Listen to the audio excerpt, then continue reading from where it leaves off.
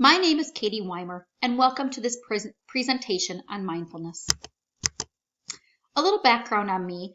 I am a graduate student at Morningside College and a kindergarten teacher at West Central Community School District in Maynard, Iowa.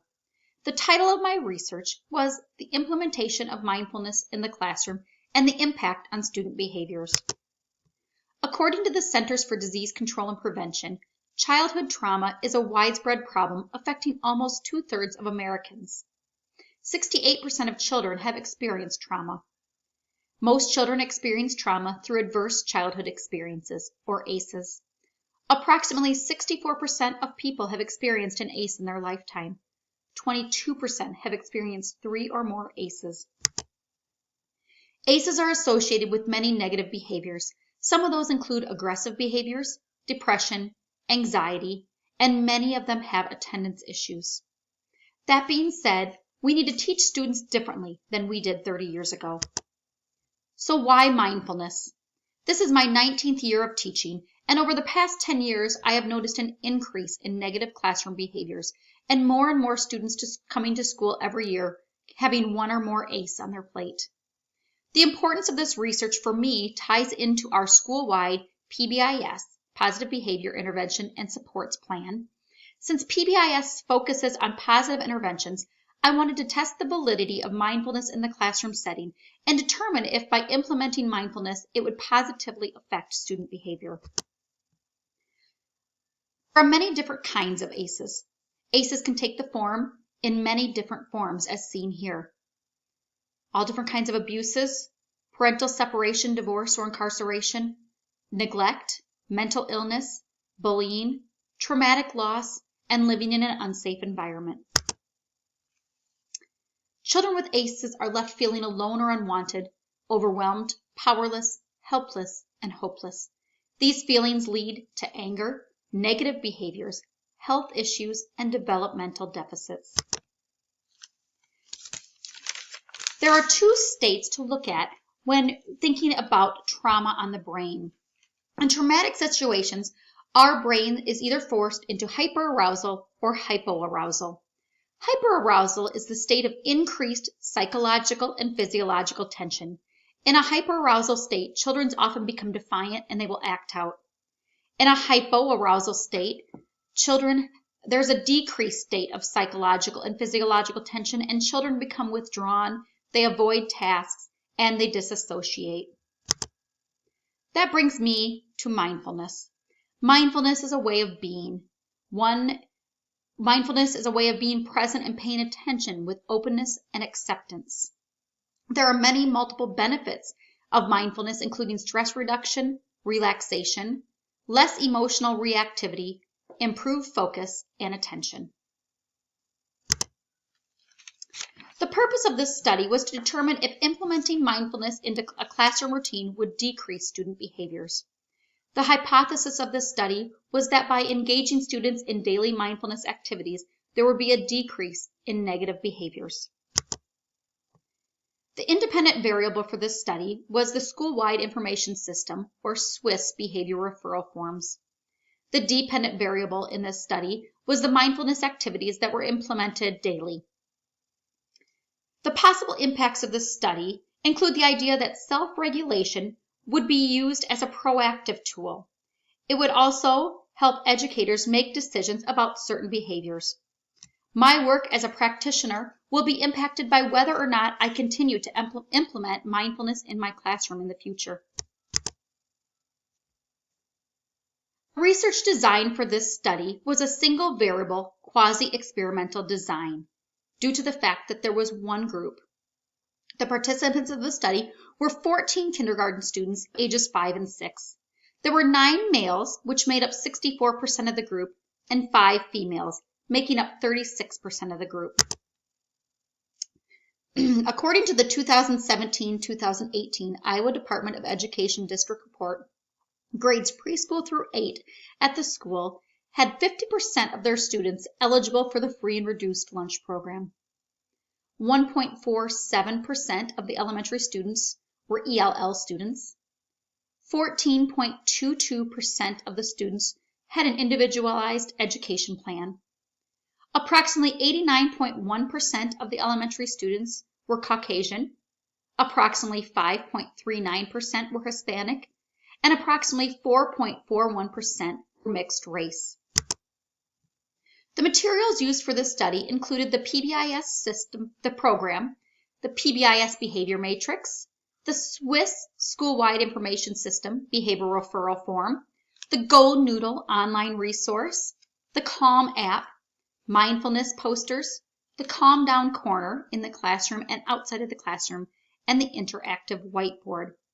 Go Noodle was used as a whole wide class intervention. The Calm app was used as an individualized intervention where students would use that in the Calm Down corner, either in the classroom or outside of the classroom, to help calm their bodies, to help self-evaluate and self-reflect. During the implementation, we took 5 to 15 minutes per day per activity, depending on what the activity was. We consistently did this activity at 10 o'clock a.m. It was implemented once daily, but then as needed throughout the day, depending on the days and the behaviors of the students. For the data analysis plan, behaviors were monitored daily using the Swiss behavior referral forms, as seen here. Data was then analyzed at the end of each month. You can see here that the location of the behavior has been referred to on this form. The problem behavior, so if it was a major behavior, it needed to be sent to the office, or a minor behavior, something that was handled in the classroom. The possible motivation for the behavior, if there were others involved, and the administrative decision based on the behavior. Table 1 shows data collected in the classroom for the months of November, December, January, and February. This was on an individual basis. So you can kind of see here, by looking at the students' numbers, you can see that there's a few students that stick out with some pretty high numbers for behavior referrals. Those students are number 7, 9, 10, and 13. There is a correlation between those students, their high numbers of behavior referrals, and the number of ACEs that they have. Each of the students have at least 2 ACEs or more. A paired samples t-test was conducted for this study. The test shows a significant decrease in student behaviors from the control phase in November and December to after this experimental phase in February.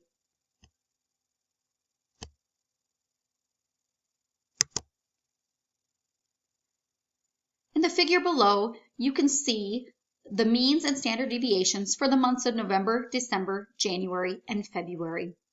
If you look in November, you can see the baseline there. We started with a mean of 8.214 and a standard deviation of 10.017. You can see that those raised a little bit in December, which is very typical around Christmas time to have those behaviors escalate a little bit. And then in January and February, they decreased again. So February's mean was decreased to 4.929. And the standard deviation was decreased to 6.833.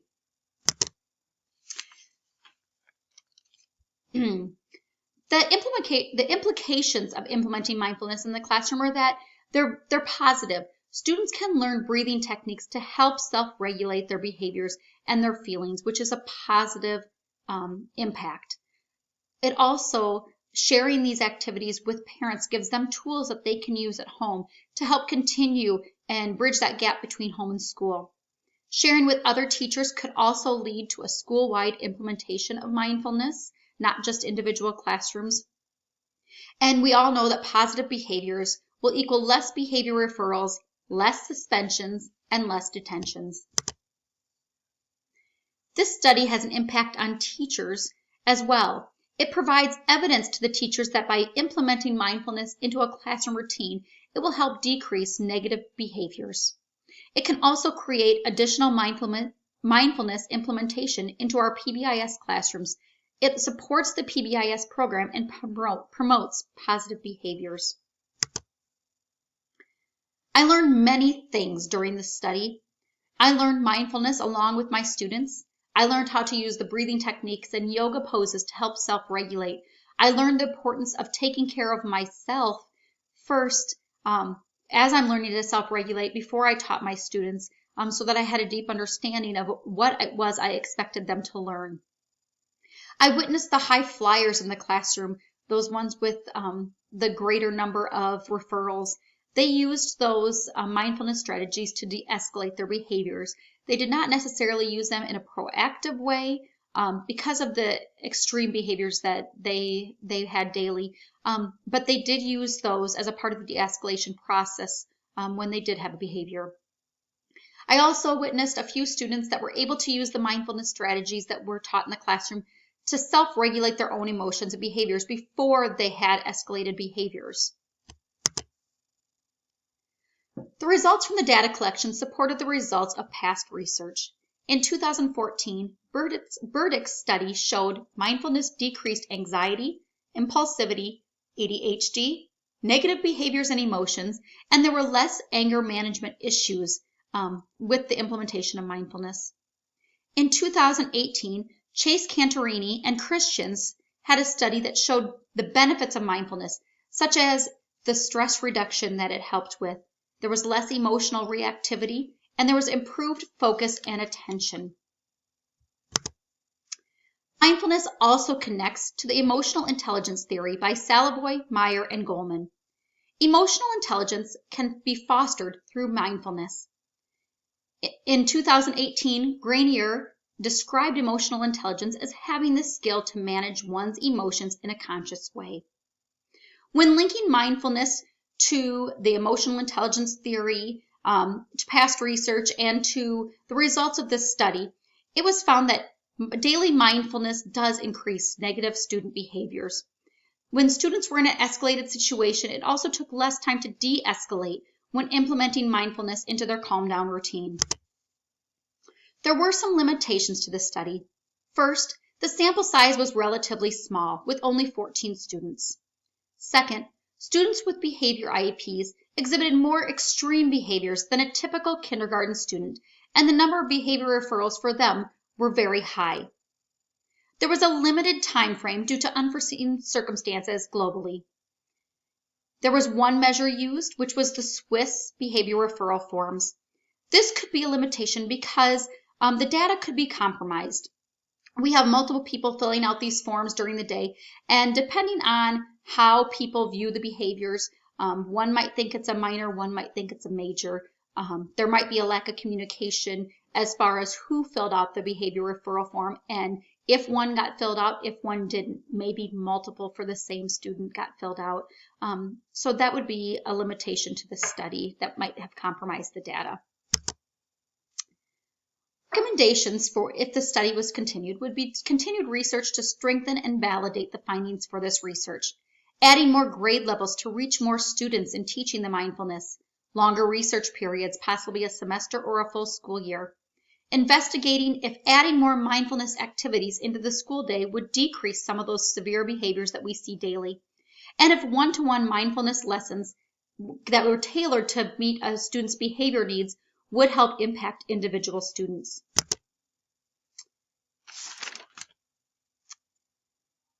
By doing all of this, we can reach students in a positive and meaningful way. Included here are the references used for this research and presentation. Thank you for watching.